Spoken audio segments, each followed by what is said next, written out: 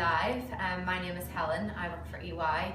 I'm a talent attraction advisor, so I go around schools and universities in the Northeast and try and get people and help them to apply to our graduate programs.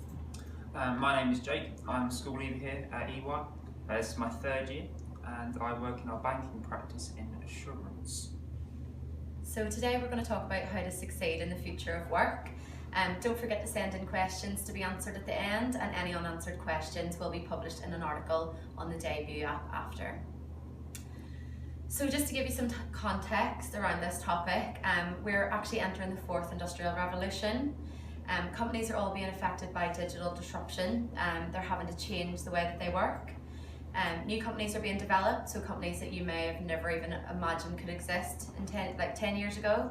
And it's also estimated that by 2026, 50% of the Fortune 500 companies will no longer exist unless they strive to keep up with this kind of digital technology and these massive changes in the business world. So an example that I like to use about this is Airbnb. So they're the largest provider of short-term accommodation, but they've never had to invest in any hotel infrastructure. All they've had to do is create an app and a website to connect people who've got short-term accommodation to let and people that want to go to those cities and stay somewhere. It makes it a more well-rounded experience for the people that are traveling. It makes it a lot more personable for them, and hotels are having to change in order to keep up with this. Yeah, so in the industry that I work in banking, we see this change in technology so much, particularly with nowadays people who of the younger age. We're not used to banking in branches at all. We all do it via our phones. But people of the older generation used to go into branches. But this is a change that we're experiencing at rapid levels in this banking industry, that now everything's done on phones. Monzo, for example, which people have, that you can actually track your spending, and these new AI and new technologies is the future. Instead of trying to avoid it, we need to embrace these whole new technologies. Yeah, even the app that you're watching this on now, so the debut app, it's changing how you apply for jobs. But what does this mean for you? Basically it means that the skills that employers are looking for are changing. You need to think carefully about the jobs that you want in the future. Is that actually going to be relevant in 20 years time? For example, accountancy, people think that accountants aren't going to be relevant in 10 years time, but rather than us letting technology take over EY, we are actually making a lot of changes. We're investing in artificial intelligence. We're creating our own robotic process automations in order to kind of enhance our jobs, and that means that there's an increase in demand for those kind of technological skills, but also we need those human skills as well, because those are things that can't be replicated by robots. Exactly, it's further emphasised the point that accountancy is perceived to be very much an old profession, but it's us younger people who need to drive this development in technology.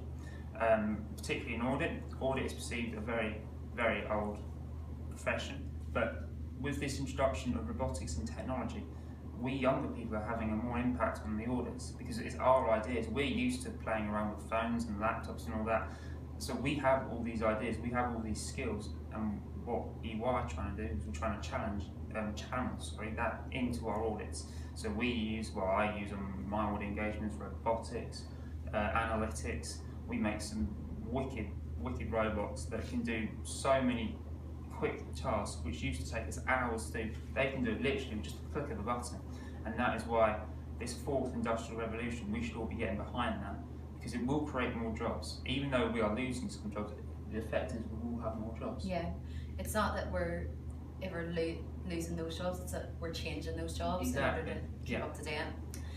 So the skills that we want to talk about, so basically there was a World Economic Forum, I think it was in 2010, and a lot of HR leaders from around the world, all the ones from the FTSE 100, they all got together and they came up with the 20 future skills that they think that people are going to need in the future of work.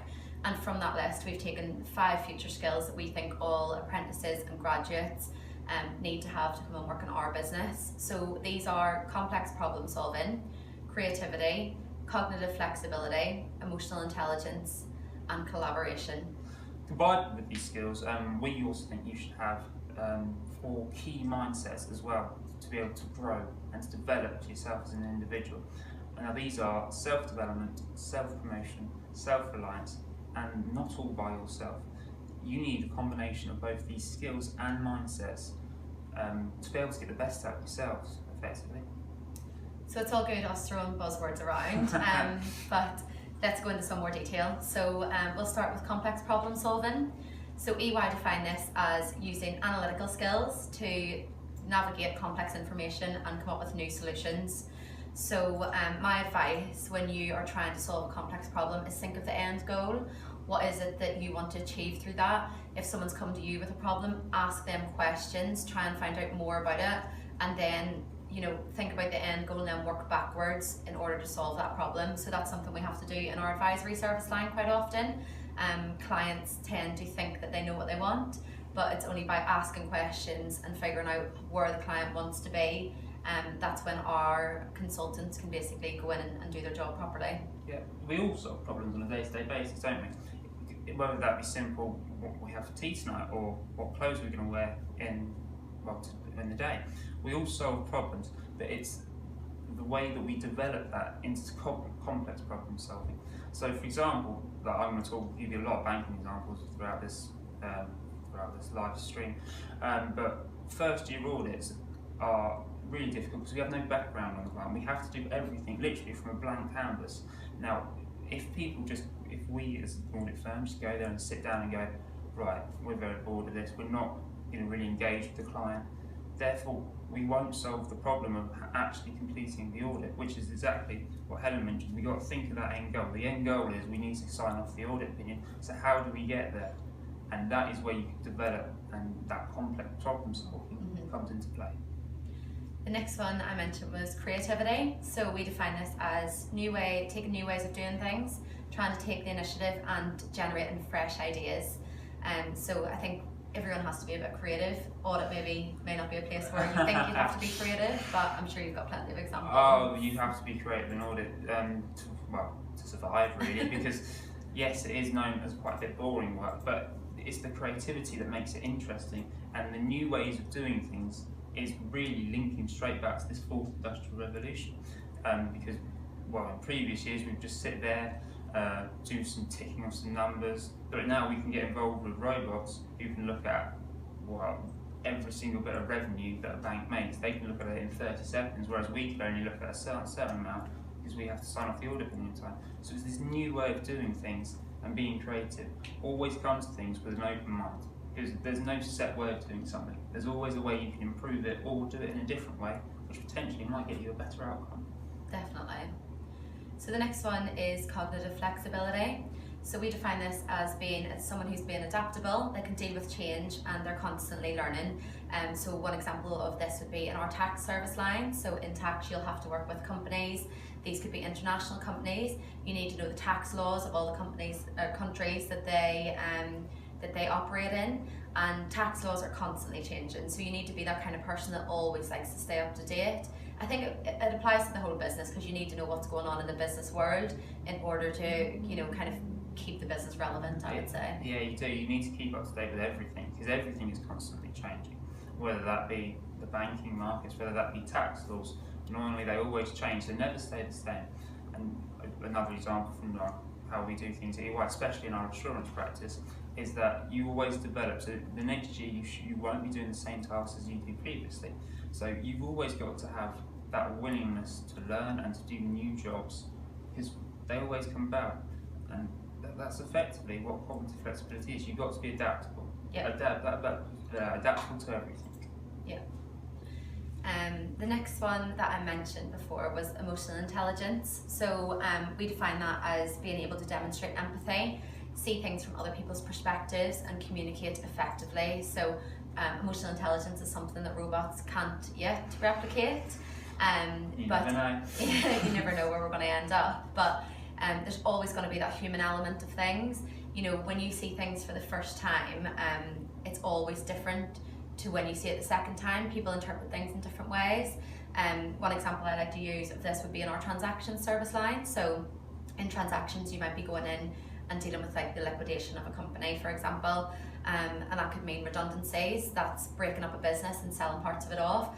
And the people that you could be dealing with are people that have built this business up from the ground to them it's not just another business, but to you, to one of our transactions members of staff, they might just see it as another business, but they can't, because if you go in and you deal with it in a really impersonal way to that client, then they're not going to ever want to work with us again in the future, even if it's say they're starting up a new business and they want to get consultant involved or they want to get tax involved. They'll always think of us as those people that just weren't very empathetic to their plight at that time.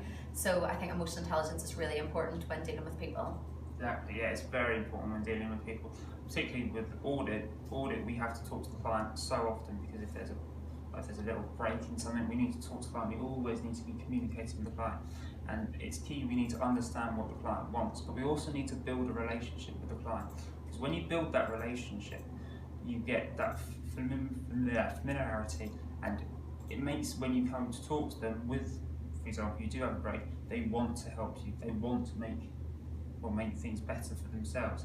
And I myself like to really get to know the clients on a personal level as well, keeping that professional relationship, but then again, having that personal level means that we can talk about not just work things, but also personal matters as well, which actually really builds on your relationships. And brings us nicely on to the last point. So the last one is collaboration. So we define this as being able to communicate with people of different backgrounds and build relationships with them. Yeah, so I've got a great example for this. Collaboration is key for every single audit, because you've got to think that in banking, you have one bank in the UK, but even they might have the same bank in America, the same bank in China. So we've got to be able to communicate with all these different banks to be able to perform our audit. Now, there was one day last year, people put loads of meetings, particularly in my calendar. Now I've got promoted, and it gets on my nerves, but one day I had to speak to 7 different countries about the same audit, but because of the 7 different locations, I needed to understand what the problems were in every single location, and then come up with a collective solution enable us to effectively sign the audit report. Now, you can imagine speaking to 7 different countries in one day isn't great, particularly with different time zones. That was a good 5-6 o'clock in the morning start for me, and a good 10 o'clock finish, to be able to balance all that out, but be able to communicate with everyone, and that communication enabled us to effectively solve that problem. Well, being a global company as well, it's, across service lines, we have offices in over 150 different countries, so we need to be able to work with our other EY offices and other people, and it's building really good skills in you and everyone else to be able to do that. So I would say, if you want to learn collaboration skills, choose next time you've got like a group presentation, say in university or in school, or like some kind of group task, it's very easy to decide to go with your friends, because those are the people you enjoy spending time with. But is that going to challenge you? You need to think about that, and you need to think about, if I go and work with someone I've never worked with before, what skills can I gain from that, and what can I learn from them as well? So that's a really good way to build up your collaboration skills. So alongside this, we have the mindsets that we also mentioned earlier. So we're going to start off with self-development. Now, self-development really means you never stop wanting to learn. You never stop learning. If you come in to work or school or university with a mindset of, I'm not going to learn anything today, you will not learn anything in that day. So you've got to come in with that mindset of, I'm going to learn something today. And you never know, that little piece of information that you learn, you may use for the rest of your life. You never know what that little bit of information is going to be. But you need to keep learning, because that will continue to develop yourself. As the world keeps changing, we need to also keep evolving. It's estimated that 35% of jobs will be automated in about 10 to 20 years. So that's 35% of the jobs we have currently now. So these are all going to change. So we need to develop with that change. Definitely. I think it's all just about a willingness to learn more. Even watching like this debut live, it's you being open-minded, it's you striving to learn something different. So I think it's just really important that people keep doing that. Another mindset is self-promotion. So one thing that I deal with quite a lot is especially when I go into schools, in like the younger generations, they find it very difficult. I think it's also a bit of a British thing. People don't like to big themselves up. They don't like to self-promote. So self-promotion is a skill that's really important, because if you don't promote yourself, then who's going to? You need to be able to talk about your achievements. you need to be confident about them, and you don't need to worry about what anybody else thinks about those. You just need to be comfortable and confident in what you've achieved. You need to be able to articulate it, and you need to think about your personal brand. So what are people saying about you when you leave the room? Always think about that and how you want to be perceived, and never downplay anything good that you've done, because at some point, you know, it's going to be important to somebody else to learn about that. Yeah, self-promotion is key. You've always got to promote yourself. It was, I think it was last October, November, a partner on one of my engagements came up to me and said, "You're going to do this audit on this subsidiary on your own." So that was me, the second year, doing an audit of one of the subsidiaries of a bank on my own. I was very, very nervous at the point, but I really wanted to do it. So I did this audit, and then once I completed all work, I went to the partner, I handed in the audit file, I said, "Here you go, here is the audit file." And he said to me, "Is this what I expect of an audit? Have you covered every single thing you need to cover?" And it took a lot of confidence for me, but I said, "Yes, I have." And this links very nicely into our self-reliance, which is our next mindset, is that you need to be confident in what you do. You need to trust your instincts. So me saying yes to that partner, saying this work is all completed, was a big, big step for me, because now I've got that. He checked the audit file. He is happy. He was really happy with the audit file. And he signed off the accounts. Now through that, I've now got. I like to think, could be debatable, that I'm nicely highly rated throughout the company, and now the partner likes to ask me to do extra jobs on the side, which is great for me. Gives me more work, but it's great for me because I get that exposure, which not many people at my level actually have. Definitely. And I think with self-reliance as well, it's also about being able to look after yourself. So we're obviously we have a lot of busy hours in EY. Sometimes are busier than others, but outside of those times, it's about being able to, you know, take that downtime, finish early if you need to, look after your mental health. We're always really, really trying to push that. And make sure that you're not just thinking about the job, but you're putting yourself first as well. Exactly. And the last mindset is that you're not all by yourself. There is loads of people out there willing to help you. Whether that be friends, whether it be families, whether that be workplace, there's loads of people who want to help you, and you're not all by yourself. In audits, we work in teams. Now, I can't do an audit on my own. I have a team supporting me. Even with the example I just gave, I still have a partner, so we still are a team. You always have a team. That team is there to support you, to guide you, to help you. Even if you're struggling, they're there to help. And it's one of the things that I notice a lot in audit. People just sit there and don't ask questions. That annoys me a lot. Ask questions. You've got teachers, lecturers, ask those questions. Because when you ask those questions, you'll actually learn a lot more than trying to sit there and do it yourself. Exactly. One thing that we do within EY when you join, we'll give you a buddy. So you've got someone who's probably the year above you, and you can go to them with your specific questions, but there's never a stupid question. The only way that you're going to learn is by asking questions. Yeah. Another thing that we get is a counsellor. So everyone in EY has a counsellor, even Steve Varley. So that's someone who will be in your team, and they will basically look after your kind of professional development, and you'll get feedback from people. So the more people you work with, the more feedback you can get, the more you can continue to develop yourself. So these all fit in really well with each other.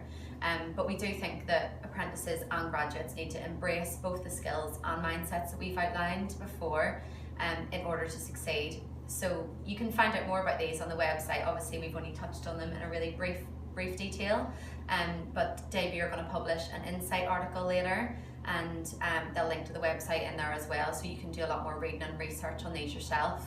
But just, I would say, always go forward with these in mind. It's not just applicable to EY. Obviously it's really helpful for our business, but anyone who's job hunting, I think these skills are really key for the future of work. So, That's the Q&A. Yeah, Q&A. So, Evan, what makes you stand out from all other apprentices? I would say it's the willingness to learn. To coming in every day with a massive smile on my face, even if it is tough, long hours, I always try and come in with a big smile on my face and want to try and develop myself as much as I can. I ask so many questions of my managers, my senior managers. They must get bored of my emails, if I'm honest. I ask them so many questions, but it's because I want to learn more. I want to try and develop more, and that's what I think stands me out from everyone else, the willingness to learn. And I wholeheartedly encourage you all to try and have that mindset. So a question from Sam. What can I do having done psychology at university to better my chances in an assurance-based career? On a student recruitment side of things, we take people from every degree, so we have actually a lot of psychology students applying to us. We want that diversity of mindset. We want people that think differently. So if we just hired everyone in assurance that had done accounting and finance, they're all going to think in the same kind of style or way. Whereas someone with psychology as their background might think about things in a very different way, and that's going to help us in the future of work. So I would say, just do your research, know the company, speak to people about their jobs, but there's nothing about your degree that's going to hold you back. Yeah, and to quickly add on that point, one of my seniors in one of my engagements studied biology. So yeah, exactly. You get loads of different people right. Jamal, where do you strike the balance between promoting yourself and not coming across as, I can't say that word. Pretentious. That's a good question. I would say that you don't want to, you're right, you don't want to over promote yourself, but then again you do need to promote yourself. Because if you don't promote yourself, well then how is everyone going to know what you've actually done? So you do want to be proactive and go, look, I've done all this. And that's another way at EY, you actually get the experience as a different service then. If you do go to someone like accounts and go, look, I've done this, I want to do this. So I think the balance is about being very self-reflective, so thinking to yourself, I've done this was good, this could have been better, I can improve this way. If there's something that you're not that good at, if you promote yourself with that, then it's going to come across as a bit pretentious because it's not genuine. Whereas if you've genuinely done something really great and you can reflect positively on that feedback, and the feedback that you give yourself constantly, I think that's a really good way to promote yourself but not come across as someone who's very obnoxious or pretentious. Yeah. The next question would be from Hasna. How would you recommend students build the confidence to work in a firm like EY? I think, watching things like this, getting to know the company, speaking to our people, we've got loads of events going on all around the country. I think that really helps to build the confidence because you get to know people, you get to see that we're actually just very normal. Yeah. Everyone's very, very nice, very friendly. So don't be afraid of us just because we are a global firm and we're one of the big four. I think you need to just believe in yourself and get comfortable. Yeah. The next question will go from Eleanor. How would I be able to get a job if nowadays, given it's really difficult to get the experience most jobs require, even for graduate schemes? We don't require any experience. No. And I'm a school leaver. I came straight out of school and I applied and I got through. The EY itself, I'm going to talk about how I applied, but EY itself really look at you as a person, not about your experience. They look about what you can do, what can you bring to the firm.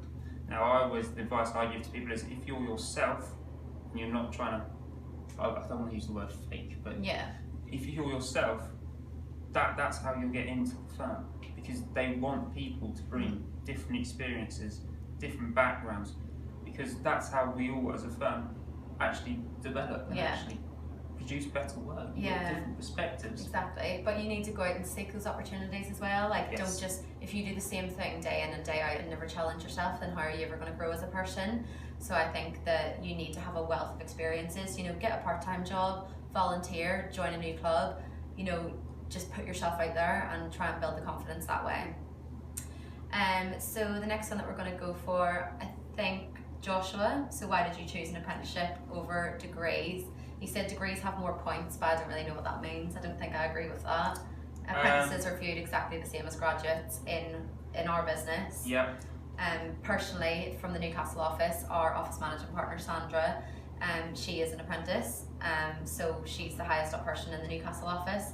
I don't think it holds anyone back at all, but no. Jake's much better answer. It doesn't, especially with accounting, because the way accounting works is you need to get chartered. So if you do a 3-year degree in accountancy and then you do another 3 years, because that's what most professional service firms offer to get your qualification, that's 6 years. My apprenticeship is 5 years and I get 5 years experience at a firm, I get 5 years of paid money, I get 5 years of, 5 years it takes me to become chartered. and plus I get to work with people around the world, and I've already had communications from Australia, from Singapore, who want me to go out there and basically work for the audits out there. So that's why I chose, in my opinion, that apprenticeships are a lot better degree, particularly in this accounting industry. I'm going to cover one really quickly. So Natalia says she's a mature student at 40. Does she have a chance of being accepted for a graduate role at EY? The answer is yes. That's all I can say. It's nice and simple. Yeah. We're going to go with Maz. What personality traits are you looking for? I would say confidence, but not overconfidence. You want to be confident in what you do. You want to be reflective. Definitely. I think that's probably, in my opinion, one of the key skills. You want to be reflective, because we're all going to make mistakes, and it's how you actually learn from them that you actually will develop yourself. I mentioned my interview. I got interviewed by a partner when I joined EY, and he went to me, "What do you know about assurance audit?" And I was very honest. I said very little, because when they're not expecting you to learn, but to know everything when you join. You've got to. It's that stage of development. Mm-hmm. So I told him, explained what I understood, which was my research before, but I didn't want to bombard him with information.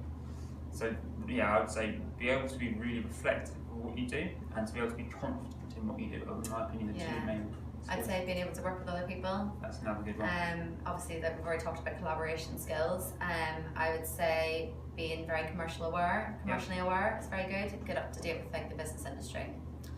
I'm going to go with Hasna. So how do you maintain a good work-life balance in such a demanding industry? So obviously we do have late nights, we've got busy seasons. Jake's kindly taking the time out today to come along to this, even though he's very busy.